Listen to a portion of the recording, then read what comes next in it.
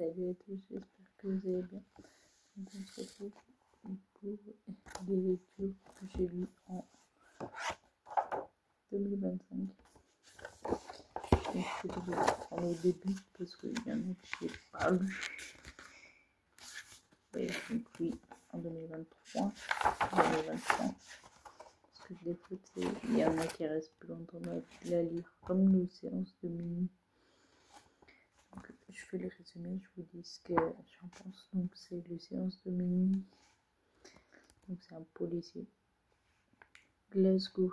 2 hommes cagoulés font irruption dans la maison d'une famille migrée dans la banlieue résidentielle en demandant du coup Bob Amir Answorth.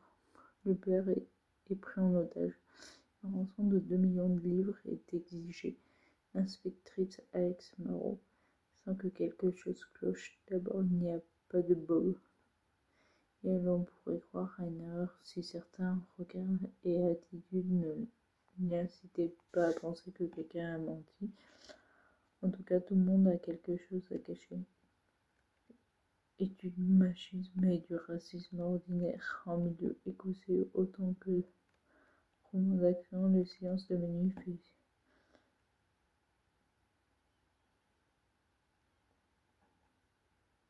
On dirait sur un du nouveau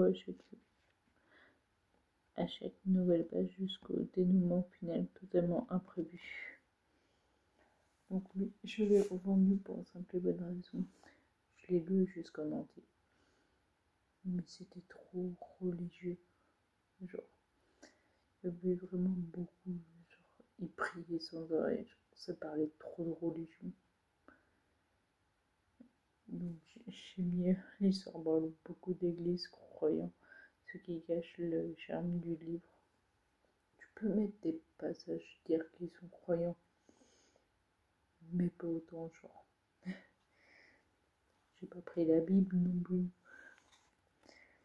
Donc lui, je l'ai noté 2 sur 5. Parce que c'est sur 5 les notes.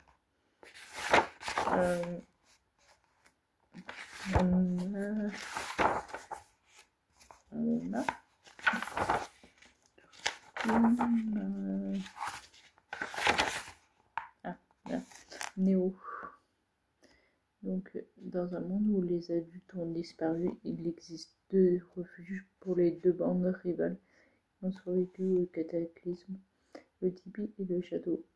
Les uns chassent pour se nourrir, les autres vivent reclus et protégés. Bientôt, une étrange maladie fait peser un risque de famine sur le clan du tipi, le privant de ses proies. Et si ceux du château étaient à l'origine de cet empoisonnement, l'heure de la confrontation est venue. La guerre entre les 2 tribus peut-elle encore être évitée alors que la nature est plus menacée que jamais? Zizo, l'espion grand cœur du tipi, et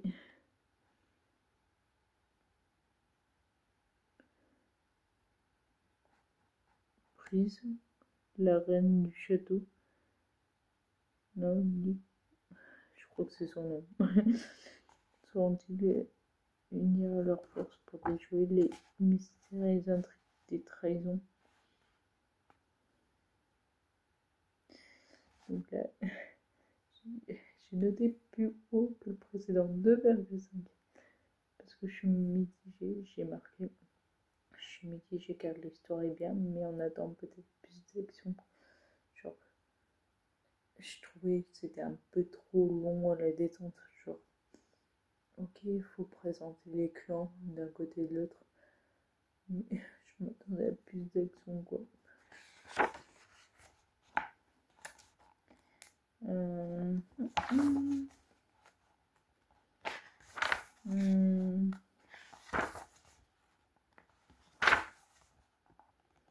Ah oui, la plus belle magie de Noël.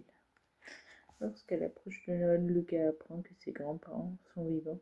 Il tombe des nues, pas pire encore, il se sent trahi. Il a toujours fait son mieux pour rendre son père fier, quitte à le mettre de côté. Ses émotions et ses ambitions personnelles Alors pourquoi lui aurait-il menti toute sa vie?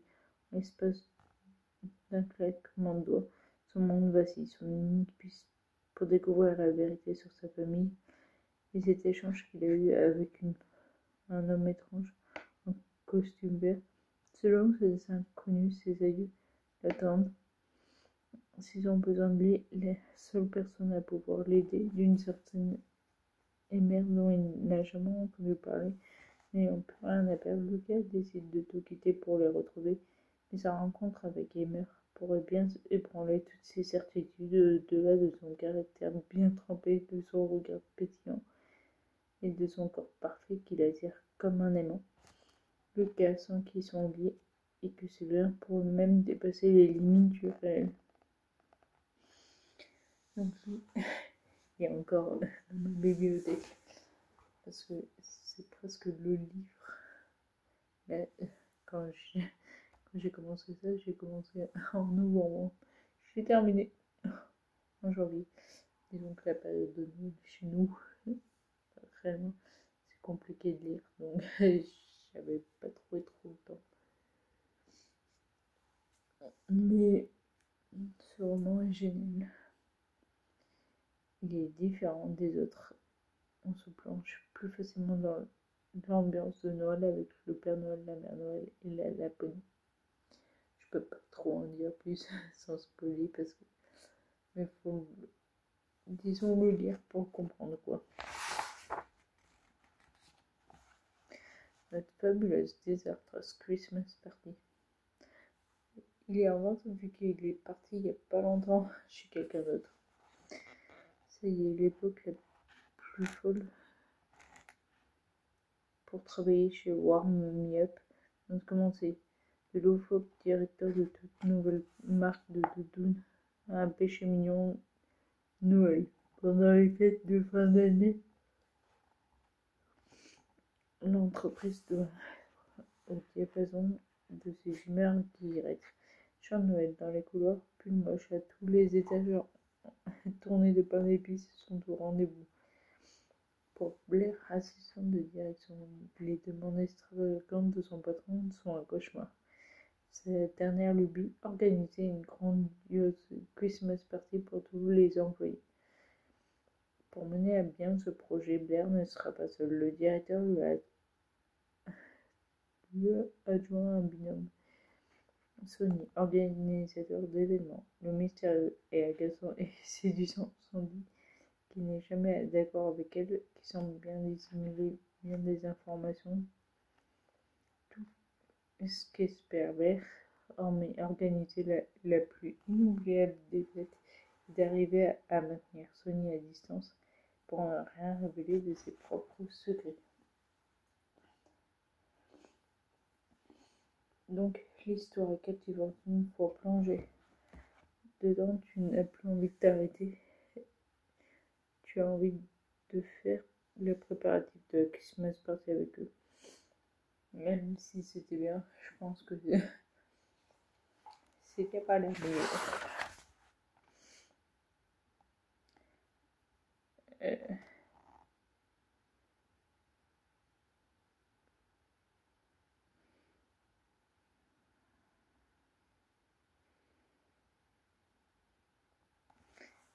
Un prince de rêve. Pour séduire le prince Nikolai, Camille a préparé un dîner digne des romans de Jane Austen. Rien n'a été laissé au hasard, à moins qu'un convive indésirable ne perturbe le plan de David, car Grayson, son amour de jeunesse, s'est invité à la fête et il ne compte pas être le dindon de la farce. C'est un prince de rêve. La romance est captivante, dommage que pour une romance de Noël, ça soit pas le cas. Et en gros, j'ai mis idem pour l'autre, parce qu'en gros, dans l'histoire, en fait, il se concentrait plus sur le roi et la reine que par l'esprit de Noël. Donc lui, il est parti directement entre. Je le dis clairement. Parce que, bah, pas ouf, quoi. Pour une romance de Noël, quoi. Pardon, dans du fantasy, tu t'attends à être plongé dans un monde, on va dire, pour assez, on va dire, de policier, limite t'as envie des enquêtes, t'as envie de trucs pareils pour les vacances de Noël, t'as envie d'être plongé dedans. Dès que c'est pas le cas, bah voilà quoi. Là c'est le baiser de Noël. Le baiser de Noël, les rues décorées pour les fêtes de fin d'année semblent se moquer de soucis familiaux. La guerre aurait été annoncée les prémices d'été, ce serait culminant avec les réjouissances de Noël. Cette année, personne n'essaiera de voler un bisou sous le lit. Vraiment, il faudrait un prince pour le redonner espoir. Un miracle. Michael.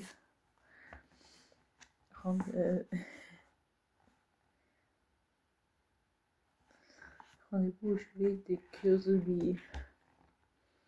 La première fois que Nicolas a rencontré Louise, il l'a prise pour une furieuse qui essayait de voler les boucliers de cornichons dans son caddie. La deuxième fois que Nicolas a vu Louise, il venait de défoncer la porte des toilettes pour hommes dans laquelle elle était enfermée. Clairement, Louise n'a rien à voir avec les femmes qu'il a fréquentées habituellement. Lorsqu'il profite de son aura de célèbre guitariste de rock pour tromper la solitude de ses nuits. Éternelle, optimiste, gourmande, propriétaire d'une chocolaterie et aussi une passionnée limite exceptionnelle de Noël. Sauf que lui déteste Noël et qui s'est embarqué dans le fou rôle du petit ami de Louise pour faire enrager l'ex de cette dernière. Dès lors, Nicolas n'a qu'une seule certitude. Ses vacances de fin d'année à la montagne permettent d'être tout sauf reposantes. L'histoire est intéressante et drôle, mais vraiment long au démarrage. C'est des fois, genre, ils présentent vraiment trop, genre. On n'en attend pas autant des. Du coup, là, quand j'ai acheté l'an dernier, j'ai acheté presque au pif. Et j'ai commencé par le cœur oublié. Et après, j'ai lu une note et ça. Après, il y en a une autre. Sauf que c'est la même autrice. Et que, bah, comment dire. En gros, le premier livre que j'ai lu, ça aurait dû être le dernier. Une horreur, genre à lire.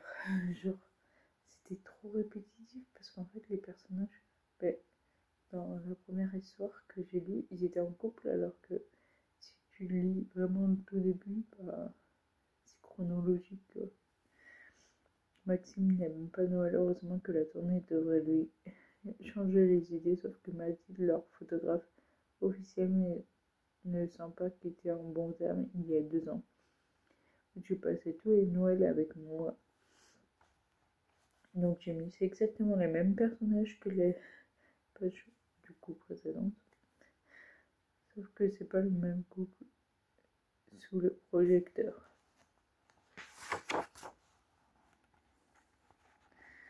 Il a t'embrassé sous la neige. J'ai commencé jamais. En fait, ça m'avait saoulé. Pour cette fin d'année, Juliette avait prévu beaucoup de choses. Des vacances romantiques à la montagne, je pense. Un immense sapin décoré avec son amoureux, et peut-être une demande en mariage, et elle n'avait pas prévu de revenir célibataire et d'annuler ses congés.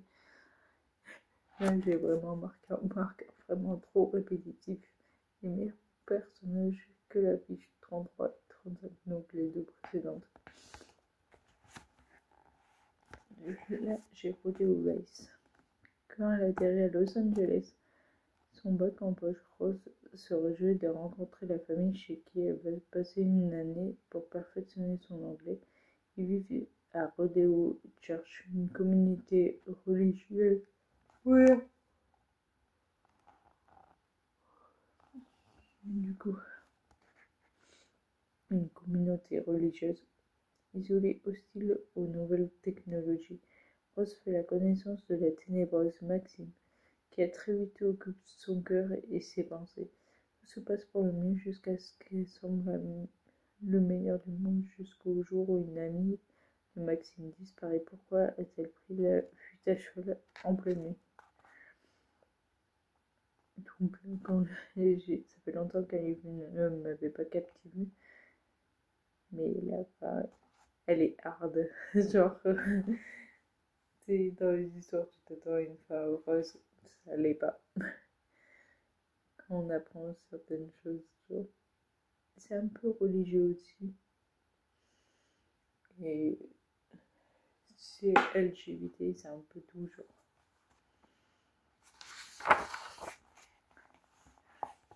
Et une cathédrale à soi, je suis en train de le lire. Donc, voilà, pour ce petit résumé. J'espère que vous aurez plu. Ça peut donner des idées, des fois. J'en ai d'autres. C'est perturbant parce que là, je regarde ma bibliothèque, sauf que j'ai déplacé mes livres. Mais j'ai encore deux, je crois 6 livres après. Donc en tout cas, si ça t'a plu, n'hésite pas à liker, commenter, partager. N'oublie pas de t'abonner,